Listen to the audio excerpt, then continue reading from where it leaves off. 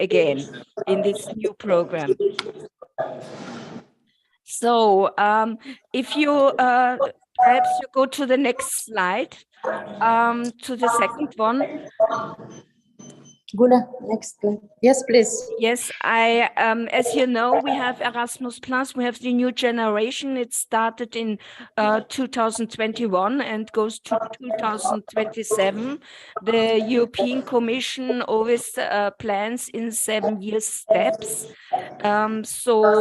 And I can assure you that 2028 we will have the new generation of Erasmus Plus, because the program is the success or most successful program and the flagship of the European Union. And therefore, I just give you a small overview about some tasks and definitions before I start with my project. So if you could go to the next slide, please. Erasmus Plus is now a very, very big program. 22 years ago, or even before, we spoke about Tempus, the famous Tempus program. Now the Commission merged all the different programs to the huge program Erasmus Plus, and there we have different fields of education. So the biggest one is the field of higher education, and we are talking about this today. But of course, there's also a field of vocational education and training. And there is already a small international component, but unfortunately, Central Asia is still not a target region. So it's at the very beginning. Then we have school education, adult education, we have youth, and we have sport. When I'm talking later about the participating countries, please allow me to use the old names, program countries and partner countries, because I do not like to say to you, you're a third country not associated to Erasmus Plus. You are a strong partner, you are a very important partner, and therefore I prefer to say you are a partner country, and Austria, as we are an EU country, we are a program country, but of course there are also other countries. We are now 27 EU member states. You know, UK is not anymore a EU member state, so they are also now partner countries.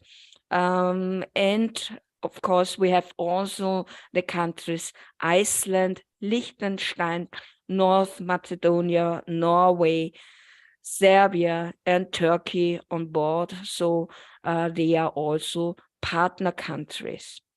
So if you go shortly to the next slide, please, then I would like to explain you the slide before, number 4. I think you see already something blue. Yes. So there are 2 different action types. We talk about the European actions. This is mainly for the program countries. And then we talk about the international actions. So these are actions between EU countries and the program countries and our beloved partner countries like Uzbekistan. So I will talk about international actions because we are interested to cooperate with Uzbekistan. And then we divide decentralized and centralized actions. Let's start with centralized actions. This is more interesting for you. For centralized actions, and you can also be a coordinator. You will send your application directly to Brussels, and you will be in an international competition, and your project will be selected by Brussels directly, by the European Commission. For decentralized actions, like the mobility, Austria, for example, gets some budget for mobility.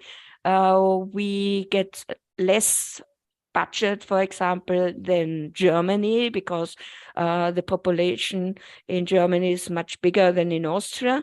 And then the Austrian universities apply directly at the Austrian National Agency to get the projects funded. So there's just an Austrian competition around these funds. And of course, the main players are the European Commission, then the European Education and Culture Executive Agency. They are normally dealing with your projects. They are the desk officers. They are handling your projects. They are the direct contact persons. Then the national agencies, like I am a part of the national agency Erasmus Plus in Austria, but my short abbreviation is ICP, International Contact Point, because I'm working mainly with the international component of the program. And then we have the famous national Erasmus Plus offices, like Aziza, Guya. You're so important for realizing the program. So I have to underline your very professional hard work, and very often you support us so much. So thank you very much. And very soon we will have national focal points in 60 different countries in the world where we do not have any national Erasmus Plus offices. So if you go please now to the next slide, it's the 5th one. I will just give you a short overview about the different actions. And we could jump to the 6th one with the subtitle Erasmus Plus Higher Education 2020. It's the table with the key actions. Can you see it? Yes, yes. That's great. Okay, thank you for the feedback. So for the key actions, I just like to show you where you play the most important role in the actions which are dedicated for the higher education field. This is in key action 1. There it's about mobility. And then for you, for Uzbekistan, the key action 171 is the most important one. This is the international credit mobility. It's as I said, a decentralized action. So the Austrian, now in my case, the Austrian higher education institutions have to write the proposal about all mobilities which they are planning with the different partner countries, regions. So if you as a Uzbek university and an Austrian university is planning to have incoming and outgoing on students level, on academic level, on staff, administrative staff level, in and out, that means you need an institutional agreement and you sign a contract, and then you will you will send all the information to the Austrian higher education institution, and the Austrian higher education institution will send in an application to the Austrian national agency to apply to get the funds for all mobilities. No difference if it's an incoming or outgoing. So this is the main action, and you can see here, unfortunately, you cannot be applicant, but sometimes it's also relaxed to be partner and not writing a heavy proposal. So then there is another component. It's normally the mobility in between the program countries, the key action 131, but there are nowadays universities in the program countries like Austria, they can also shift up to 20% of the budget which they gained to partner countries. So it might be possible also to send their students and staff away, but the funding is a little bit less. For some partner countries, unfortunately, still not for you, there is the virtual exchange. At the moment, it's mainly for sub-Saharan countries in Africa. So the Mediterranean, the Western Balkans, the Eastern countries. But I believe when this pilot phase is over, that it might be possible also for your region. So therefore, I put it in brackets. Another yellow component, and now I go to the cooperation partnership actions, is the famous capacity building in higher education, the former Tempus program. I think most of you are expert already in this field. And also the Erasmus Mundus program. There, the new thing is, the good thing, and please do not forget, you could be coordinator now. You are completely equal now with the universities in the program countries, and you could even be the coordinator of an Erasmus Mundus master. And finally, the Jean Monnet action. You will also hear something later. I saw your program, and there it's also possible to be the coordinator. And of course, capacity building, Erasmus Mundus and Jean Monnet, they are centralized actions. So you will be in international competition when you apply directly to the Commission to get funds. You see the budget is very interesting and quite high. It's 26.2 billion euro, and there's an extra of 2.2 billion euro from the external instrument to get especially fundings also for your region. So now, after explaining a little bit Erasmus Plus and to give you some definitions, I would start to explain you how to write a successful proposal or to increase the chances that your project goes through. So if you go please to the slide 8, where we see our famous program guide. Before you should start, before you should start, you should always read the correct program guide. Yes, I think now you can see the correct slide. So if you before you start to write a proposal, you should always read the current program guide. You can see on my slide, I put a picture of the actual program guide and the version 1. It's important always to control if there is still the version 1, the actual version. It quite often it happens that the Commission has to rewrite the program guide, and then suddenly there is a second or third version. And also take a close look on the English version. We had it last year that there was a second version of the program guide, but just in the English version. For the German version, they only offered the first version. So please check it or speak with Aziza and her brilliant team. They will give you hints if there is a new program guide version published. Then and this is very important for this year's generation, check the FTOP. FTOP stands for Funding and Tender Opportunity Portal. On this portal, you can register your organization. You can check actual calls, not only for Erasmus Plus, also for research and so on. So it's a huge platform with all the funding schemes of the European Commission. So get familiar with this huge platform. There are also videos existing how to work with this platform. And here you will find also the different calls, the already funded programs, the frequently asked questions, and so on and so on.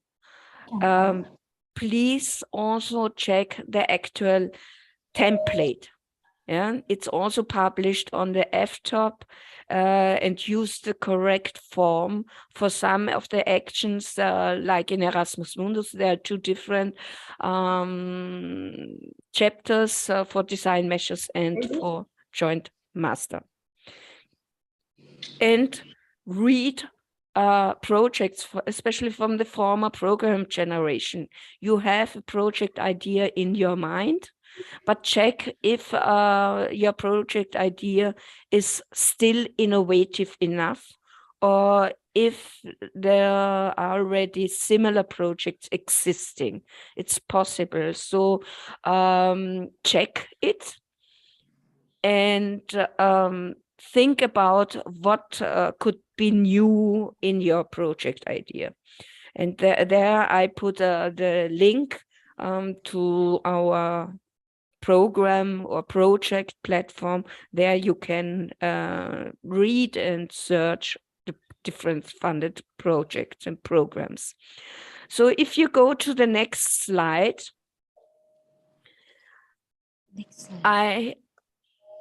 yes, great. Yeah, exactly this one. Thank you. It is I believe that most of you are already experienced in tempos in the last years, in the last generation of capacity building in higher education, or perhaps already in Erasmus Mundus or Jean Monnet. It's always important that you compare the former program generation with the new one. And even please compare between the different years calls. There are always novelties, changes. For example, the Commission said this year they will take a closer look on the Strand 1, so the very small capacity building programs that if you bring in a proposal in the Strand 1, that you also buy equipment. So if you don't buy equipment and you would use the whole budget for staff costs or travels, then this project won't be eligible. So, or let's say has less chances to get funded. So compare always the different years and your experience you had already made in former years.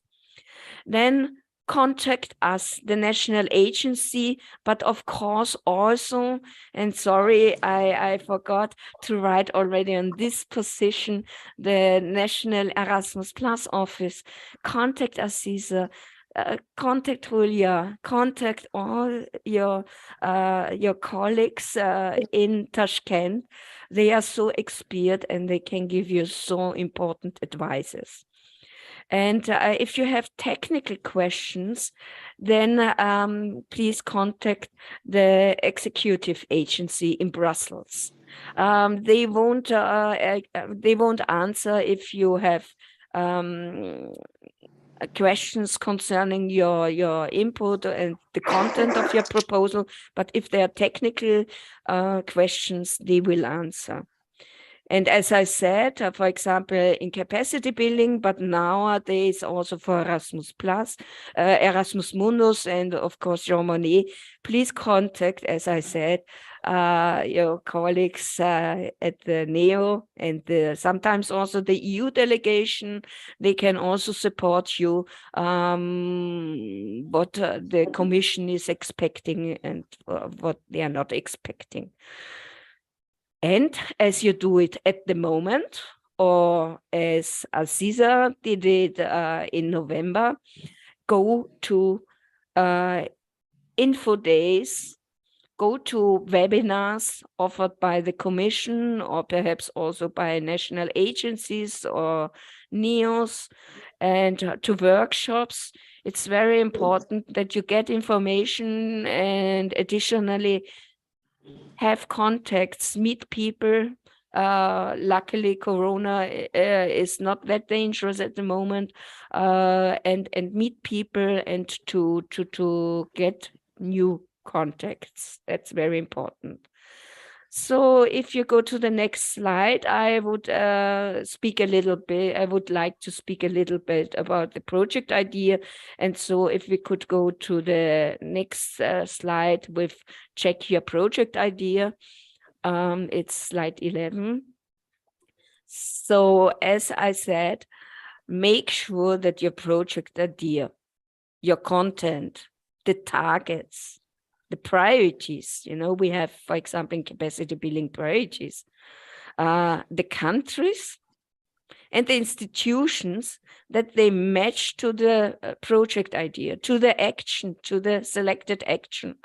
So make a check if your project is, for example, innovative enough in capacity building, if you hit one of the priorities. As I said, it has to be innovative, and the countries should fit. There is now a very important rule in capacity building, for example, that if you have NGOs in your projects, or businesses or other organizations, non-higher education organizations from a country, then you need also higher education institutions from that country. So let's make an example. You have, for example, an Austrian and a French higher education institution in your proposal, then it's already correct. And you have at least 2 Uzbek higher education institutions. Then you have the idea, it would be clever to have, let's say, a Kazakh business organization in your proposal, then, but not a higher education institution, then your project would be ineligible. It would be even ineligible when you just take one higher education institution from Kazakhstan, because you need at least 2 higher education institutions. So this is very important that you check all these criteria already at the beginning when you start your project idea. And as I said, is your project idea innovative enough? At the beginning of all kinds of proposals, you have to explain the need of your country. Capacity building takes a close look mainly of the partner countries to get to bring the support to you. And also the financial support to you. And therefore, you should think about your strategies, your political papers. What do you need? And do you hit this? Do you have the right target groups in the right regions? And did you include the labor market? More and more important is the employability. We have, unfortunately, so many unemployed people in the whole world, and especially the youngsters, the students, they should have a good chance to start their life after their hard studies and to be employed as fast as possible. So it's very important that the higher education institutions are not only working together with research institutions, but also with the labor market. And this is up to your scientific field. There might be even theaters or museum interesting. It depends on your academic specialization. And then check your own international strategy. So is it in line with your higher education institution to cooperate or to bring in a proposal? Speak with the hierarchy. If you get the green light when you like to bring in this proposal, but also speak with your potential partners. Speak with the Europeans, speak with perhaps the other countries you like to cooperate if it fits to the internationalization strategy of the higher education institutions.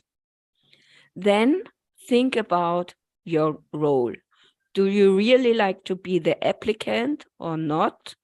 You will see several times in my slide that it is really a huge responsibility being the coordinator, especially for newcomers. And that I also say to the Austrians, when you're a newcomer, it's much better to be a partner and learn how to manage a project. And then later, when you are more experienced, then you can be a coordinator. So when you're an applicant, for example, you need the administrative and financial capacities to realize the project, not only during the running Erasmus Plus project, so when you get the funds of the EU, but also during the preparation phase, because there you don't get EU funds. So you have to think if you have the capacities, if you have the staff, and if you have the budget for it. So if you could get to the next slides. Yeah. Next slide, please. Thank you very much. Get the support. As I said, go to your own hierarchy, and ask if you could get extra staff who support you when you are writing the proposal. It's very important that you are also contacting your experienced colleagues. Perhaps you are already the most experienced person, then sorry that I say this, but sometimes there are also not so experienced people. And perhaps you have already somebody who wrote last year already a proposal and knows how to fill in, what to write in, and so on and so on. Of course, also get the support of the NEO. I cannot say this often enough. Contact Aziza and her team. And involve all departments at your institution, at your higher education institution, and inform them early enough about your project. And there I do not mean just the academic departments, but also the administrative department, the international office, the rectorate, your president or rector, depending what how you call it, and all the different boards about it. Also the students board. It's important to include students. The Commission loves to have this, and they want to they want to see that you're involving the students already at the very beginning of your project. So you can see my slides again. Oh, great. Now I can also see my slides. No, it's perhaps a little bit better and easier. Now it's Great. Aziza, I believe you will send the slides to all participants so you can read it later again. So, and of course, Aziza, you can also use the slides for further presentations if you like. definitely the presentations will be made available on our website. Great, great, yes. Martina, Yes. just a few minutes to switch to another platform. Yes. And we will have a good quality connection. Okay, great. Thank you. You're welcome.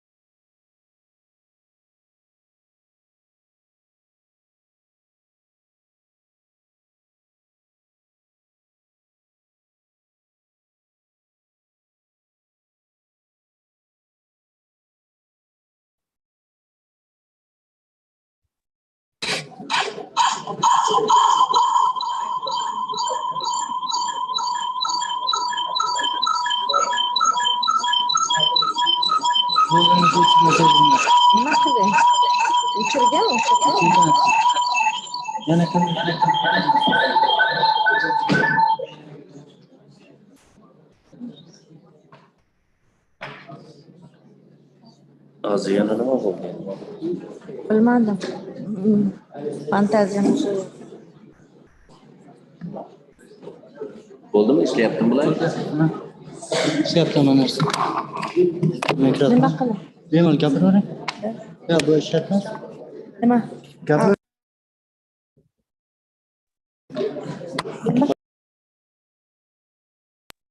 Gerekmez mi? Gerekmez. Kapı. Martina. Yes. Martina, please go ahead. Okay, thank you. So, salam Her alaikum microphone again. is muted. My micro is, can you hear me? Yes? Okay. Then, Yok, anladım. Yaparsın. okay. Can you hear me?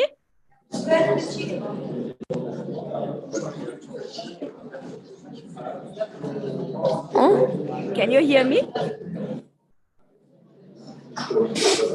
Нет, у нее микрофон отключен, она не может. Can you hear me? А? Nima qiling? Can you hear me? Taraftan yaparsın. Can you hear me? Yes? İşte yaptın mı? Okay, great. Thank you. Thank you for the feedback. Sorry. So, salam alaikum again. I hope you could hear me already before and Mikrofon kurtarına mı? listen my presentation. So, to sum up, the most important contact point is, of course, your national agency.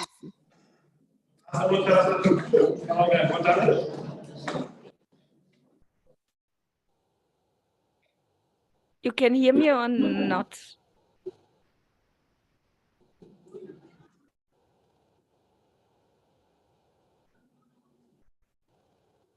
Can you hear me? Martina. Yes. Yes, now please go ahead. Okay, thank you very much. So, salam alaikum. Yeah. Apologize for such technical problems. No problem, no problem. It also happens in Austria, so no problem at all. So again, salam alaikum, and of course you will get the slides. You can find them on the website of the National Erasmus Plus office.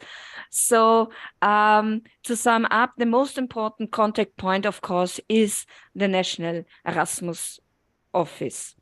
And to get the support, I spoke already, you need it from the hierarchy, from your experienced colleagues.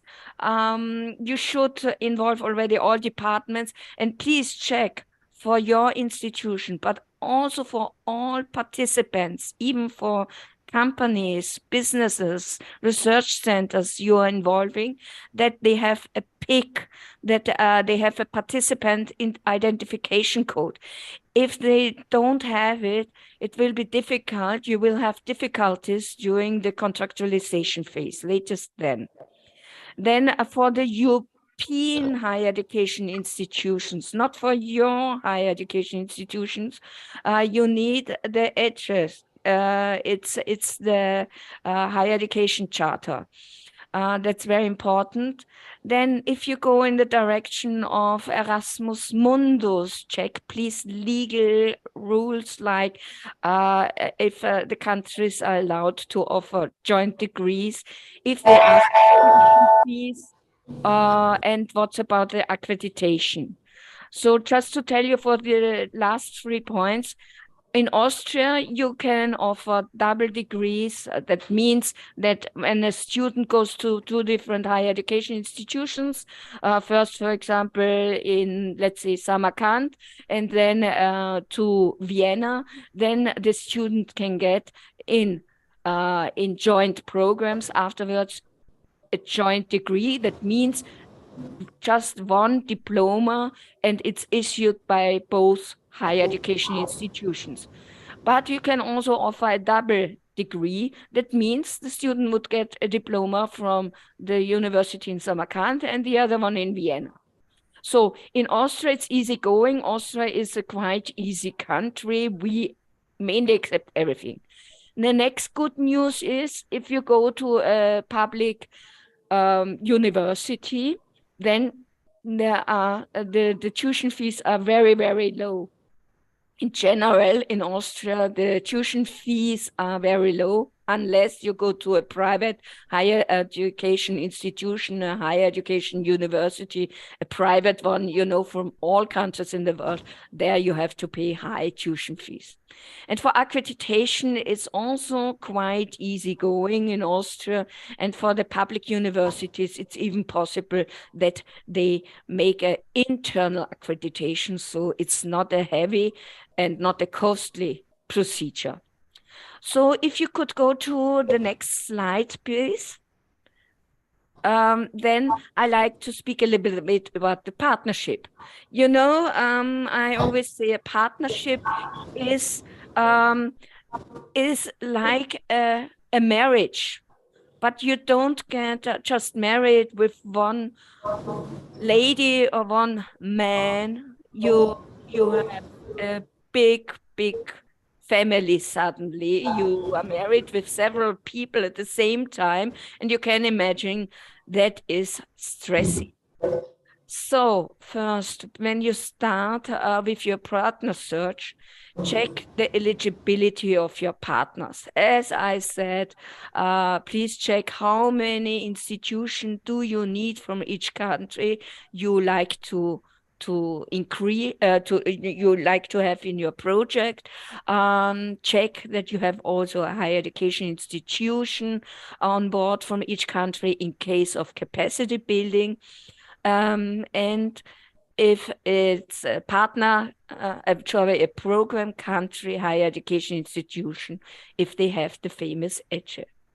There are institutions, even in Austria, they still did not apply for it. Of course, there are universities, but they are not verified by the European Commission.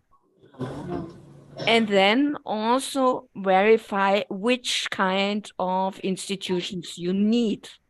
Sometimes in some programs, you need other institutions, additional partners, like in capacity building strength 3, you always need the national authority from the partner countries. So like from Uzbekistan or from Georgia or from Egypt. So that's very important that you verify this too.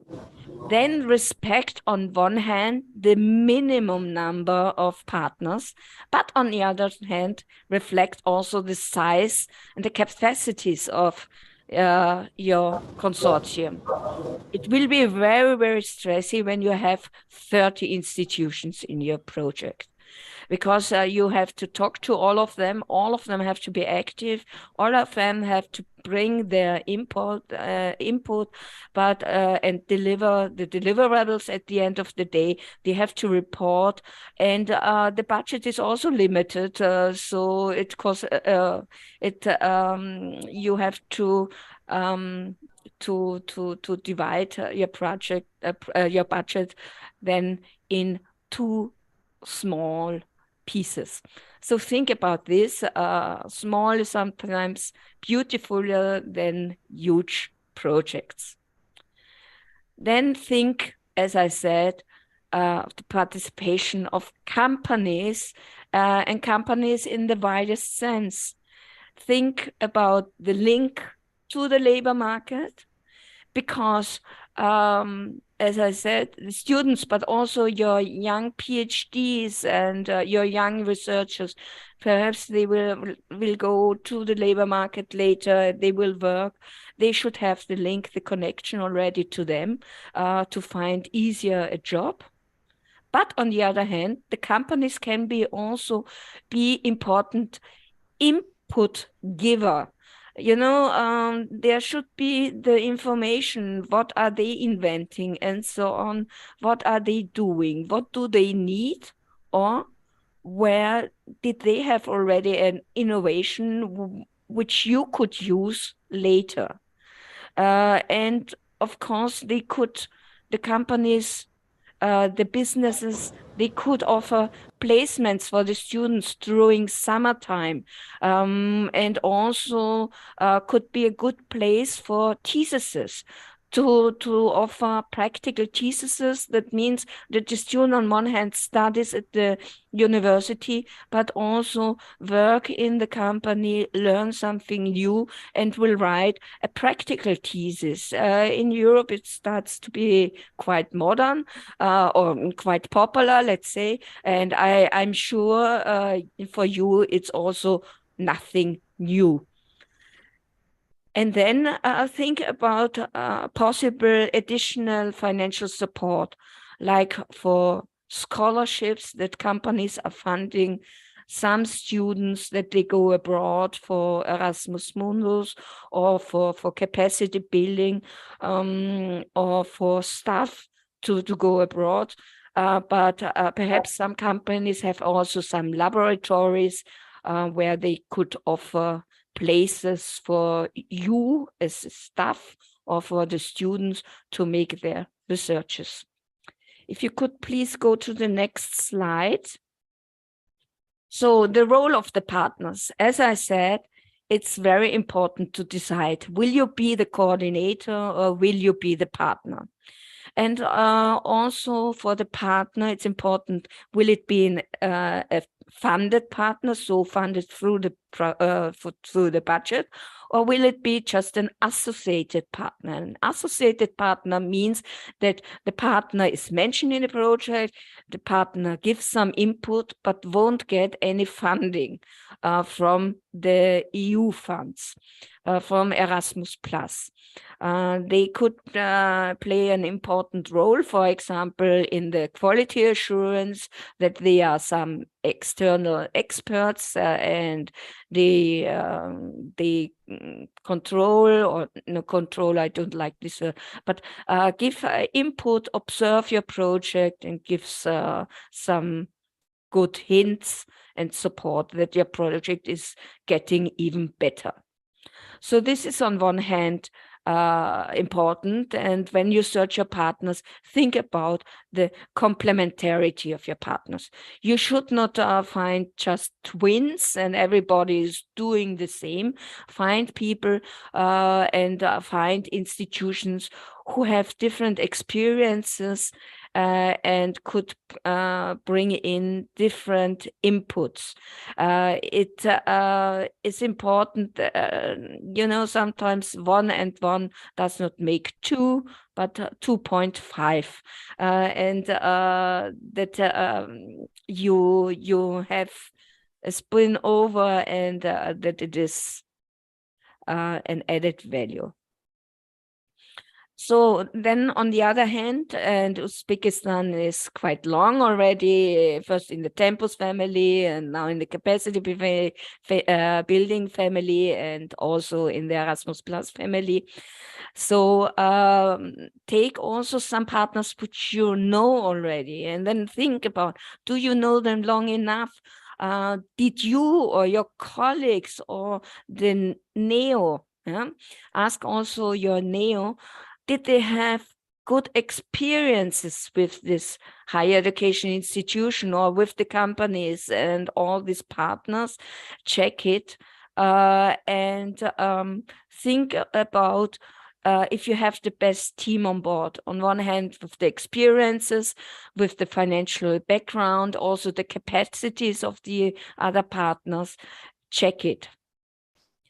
And as I said, if do they have the experiences already? So if you decide just to be the partner, then is the future applicant experienced or also a newcomer? Because when she is a newcomer, there might be some problems or challenges, misunderstandings, and so on. And then think about if the partner fit together, if it if there are conflicts, or if do you see already that these countries should not work together, if there are conflicts because there is a huge competition between the institutions and so on. So check this to avoid conflicts. And also ensure that there is the whole institutional commitment of all partners in. As I said, you should check it in your own institution, the whole hierarchy, go to your president, to your rector, and to the Senate, and so on, the whole boards, if you get green light for your project idea, but do the same with your partners, ask them, and they should give you a confirmation, a written confirmation that they are allowed to participate in the future project, and do this already during the application phase and not when during the contractualization phase. Avoid sudden surprises when suddenly a partner says, sorry, it's good that we got the project, but I'm not allowed to participate. Then for the next slide, please, I would like to say that you should start your application now. I'm sure you started already, but please start latest now. You know, in 2 months, we have already the deadline. So when you start with your project idea, then formulate it in a clear way that for every potential partner or for your hierarchy and so on, the project idea is clear, that they know what you want to do. If you, let's say, just make new models, or if you like to make a new curriculum, which is already much bigger, or if you modernize the management of your higher education institution or change something in the governance. So write clearly what you like to do and explain it also to your partners. And then plan either face-to-face meetings or online meetings like we do it now, but not only with the academic staff, also with the administrative staff, with all the stakeholders who will be involved in your proposal. And this is very important, or do it already during the preparation phase. And each partner should be actively involved already now, not just later when you get the funds, already now. Because if you have what we call sleeping partner, you write emails, you don't get answers, you just get it 5 weeks later and so on, then find an exit solution, kick the partner out. Because when the partner is not working now during the preparation phase, you will have similar problems and challenges afterwards. So what does I mean with the exit solution? If it would be, for example, the Austrian partner who never answers, then kick the Austrian partner out. But think about the minimum criteria for the partnership. Find immediately another program country partner. Because, you know, if you have just a French and an Austrian higher education in, and you would kick out already in the preparation phase the Austrian higher education institution, and you have just the French one, your whole project is ineligible. So find immediately solutions and don't wait too long when you don't get the answers.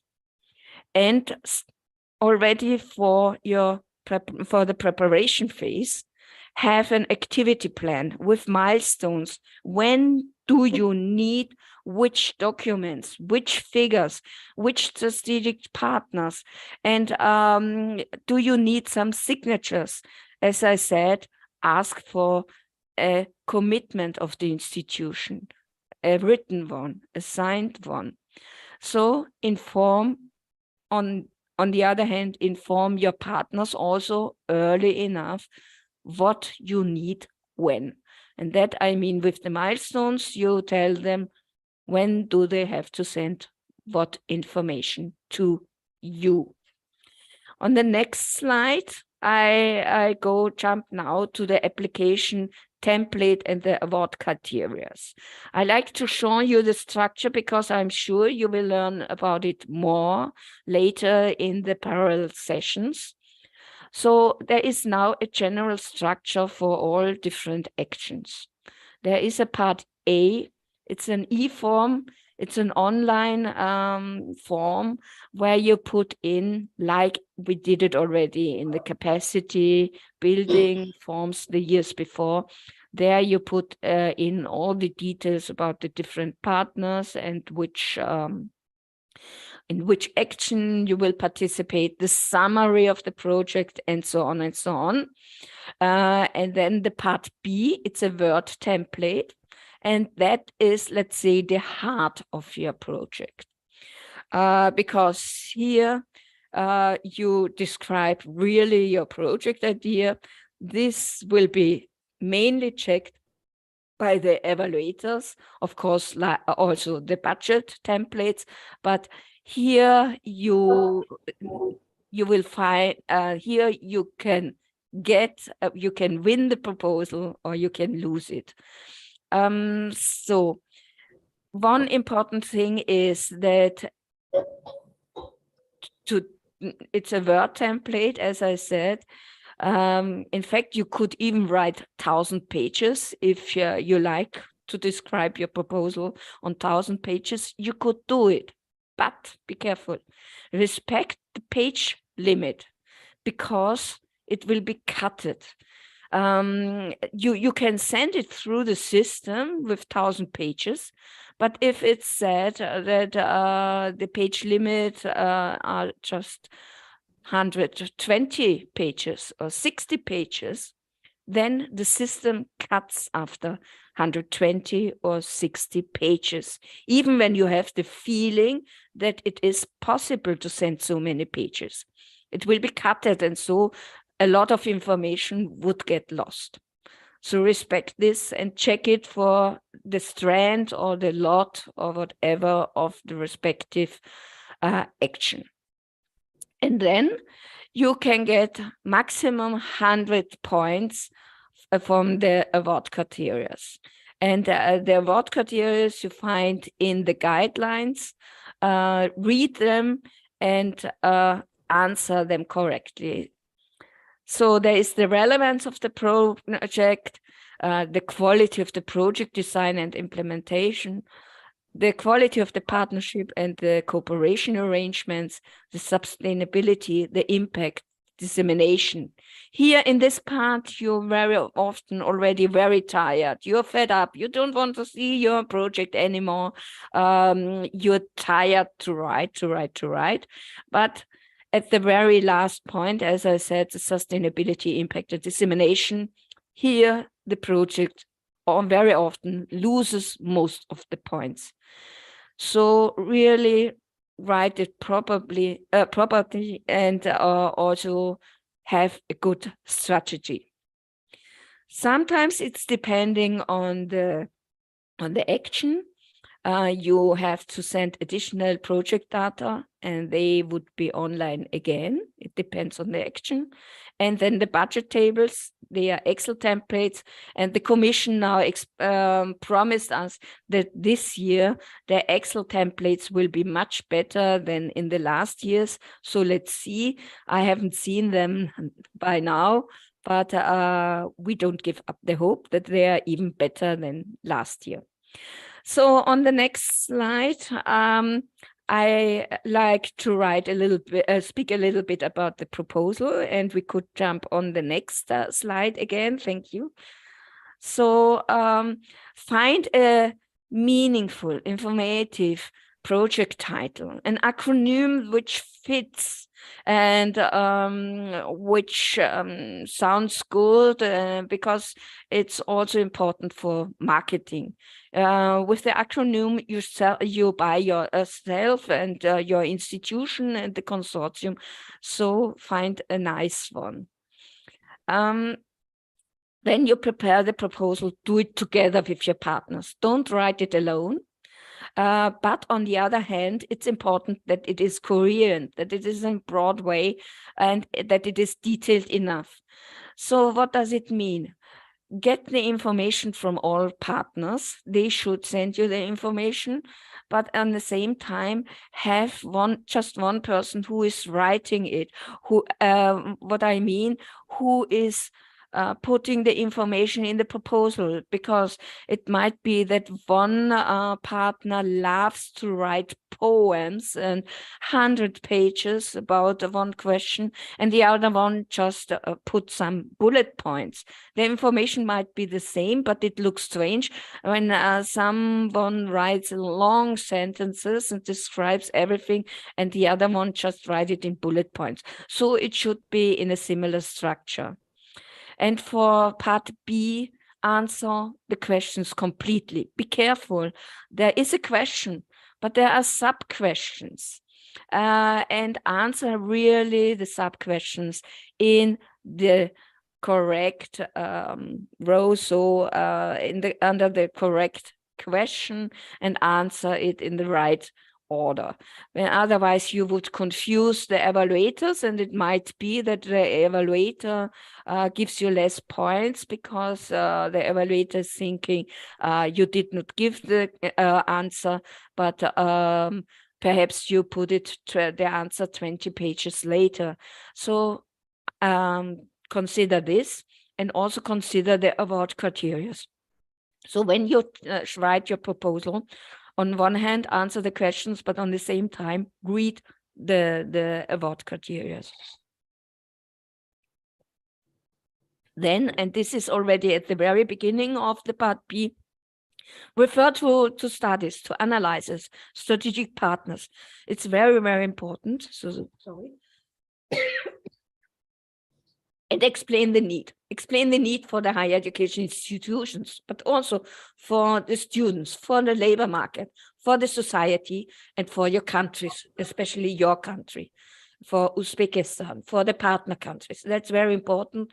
In capacity building, for example, the focus is on the partner countries. So that's very important. And also explain the composition of your partners. Why did you decide for the different partners? What kind of expertise do they bring in? Why did you take them? And as I said, make a detailed dissemination and sustainability strategy. Otherwise, you will lose a lot of points, and it would be a real pity. So, and I am sure that Aziza and her team can also give you important hints when you're not that expert. So on the next slide, I like to speak a little bit about the funds. So what does it mean? The financial plan has to reflect the partner's participation and role. And it has to be transparent and detailed. So you really have to explain why do you need the staff costs, why you travel so much, why you will send, for example, 20 students to, let's say, Vienna, to Austria. This has to be explained. And it's clear that the cost should fit to the tasks and the deliverables which you're describing in your proposal. It's important that not just the coordinator gets all the funds, but also that it reflects the work everybody has. And then this is now, for example, in capacity building, you need your own funds. Explain them what will be their own contribution, from where do you get the 20%? Is this in kind? You can use in kind. That means that stuff which is already funded at your higher education institution, and they work in the project, that you calculate this staff costs, for example. Or perhaps you have other funds, as I said, perhaps you have companies who also like to support this project. And explain them if necessary, depending on the action. And don't forget, if you're the applicant is mainly responsible for the management. Of course, everybody has to manage perhaps a work package. And of course, you also have to report all the different costs, but the applicant has the main responsibility, and only the applicant applicant or coordinator has the contract with the commission. So the commission will only talk to the applicant and later the coordinator, and not directly with you if you are just the partner. But of course, there's monitoring possible. Aziza will visit you. It might be the commission will visit you and monitor you. Only even when you're just a partner. Then this is very important, and it's also asked, please plan milestones in a proper way. The commission said that a lot of projects were ineligible because they mixed up work package, task, milestones, and deliverables. The milestone is not that the work package is finalized. No, when you have, for example, the curriculum, you would like to develop a curriculum. So the deliverable would be the curriculum that you have at the end of the day, accredited curriculum. But in the meanwhile, when you prepare it, you have different tasks because you have to work on it. You have to think what could be the content, who bring which experience in, and you develop the curriculum. But there you have in between different milestones. For example, first you need the structure of the curriculum, and you know who bring in which experience. So the structure is ready. Then you will realize it. You have, could be the next time that you have already a small running phase of some modules, but it's still not accredited. And another milestone, for example, could be then the accreditation.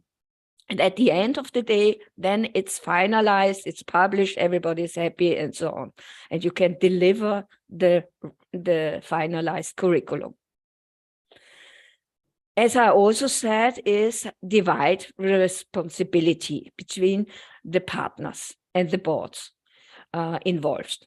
It's not only the applicant who is doing everything, especially the commission loves to see that there is a kind of co-coordinator if the coordinator comes from Europe. So if there is a coordinator, let's say from Austria, they love to see a regional coordinator in Central Asia if there are several countries involved. Let's say there's Kyrgyzstan, there's Kazakhstan, there's Uzbekistan involved. So they love to see a regional coordinator there to coordinate the Central Asian partners. And as I said, the applicant has to write the different reports and is also responsible for the accounting, for the funding, for the controlling, for the monitoring, for the evaluation, and so on and so on. So the applicant is the first institution which the commission or the executive agency would contact. So if we could go to the last almost last slide. As I said already, it's important, and please, again, don't mix up the different words: evaluation, quality control, monitoring, and audit. They're very important instruments, and they can be internal and external through independent experts. That we mean with external. Internal is between the consortium, that the consortium partner do, for example, an evaluation. You construct some models, and you have a check phase, and you check it. You have some students. You train it. and then afterwards you evaluate it if it's well done or if there should be some changes and so on and so on. So don't mix it up. There shouldn't be so many audits anymore. Commission said, for example, for lump sum 2, there shouldn't be audits, and the budget is now calculated following the lump sum 2 model, so there shouldn't be audits anymore. But for some actions, it might be still existing that there's also an audit. Audit is normally an external instrument.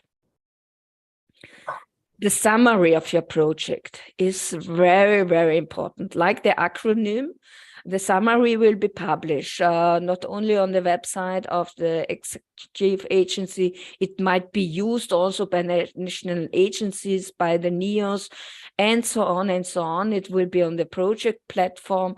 So there, the whole content should be involved.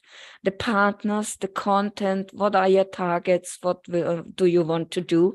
It's very important to formulate it in a very good way, because it's also important for marketing, for dissemination.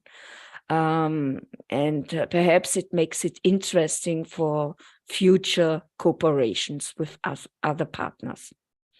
And in general, and here I give you some keywords which you need for the different actions. As I said, institutional commitments are very important. Added value, quality assurance, risk management. Please build up a business plan and also describe your risk management. What will you do when you have suddenly a conflict between your partners? Do you think about this already? They ask you, for example, in the logical framework, risks and assumptions. So please think about it. Dissemination and strategy, build up a plan. Employability, visibility and transparency.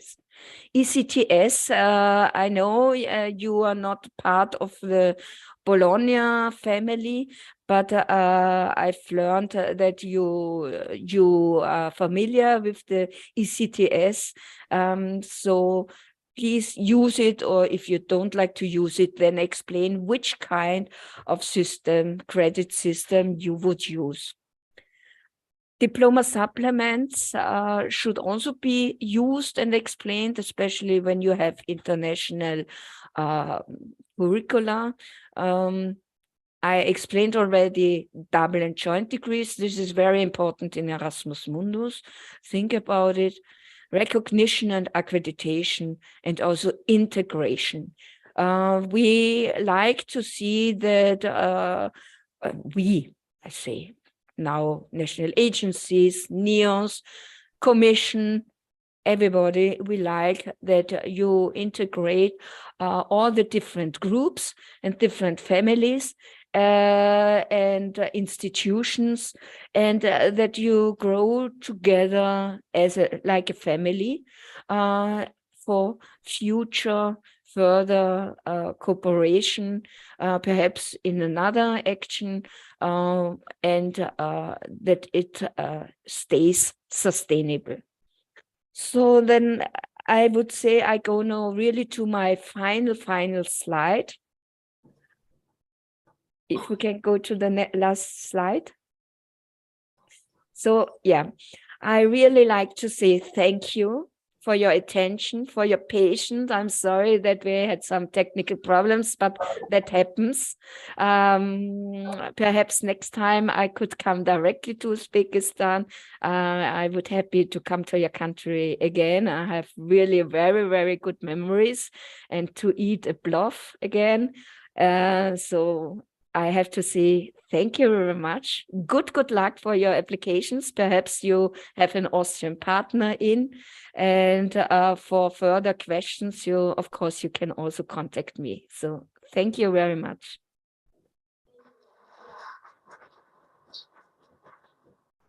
Very much, Martina, so for your commitment to contribute to our Erasmus Plus Information Day. And I would like to assure everybody that your personal contribution to the quality of the applications and developed jointly with the Austrian partners. So it's your personal contribution, your careful attention to the key points and the relevance of the project to the partner country needs. Thank you very much. So we have some time for the questions. If anybody would like to ask questions, they should come to our microphone here at the table. Please. Maybe 2 questions. I'm sorry, I have some acoustical problems.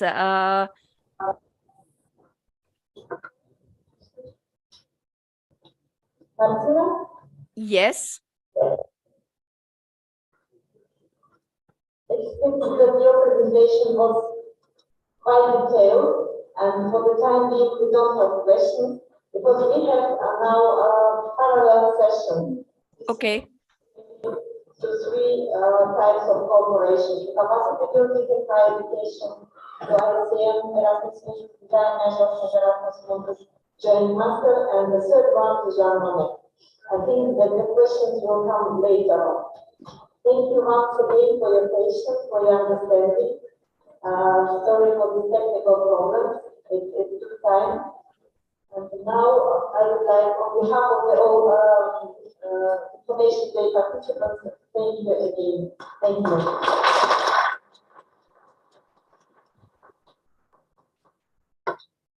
And we are always welcome to Uzbekistan. Okay. So Aziza, thank you very much again. Good luck, all the best, and I hope you will have now interesting parallel sessions. Thank you. Thank you.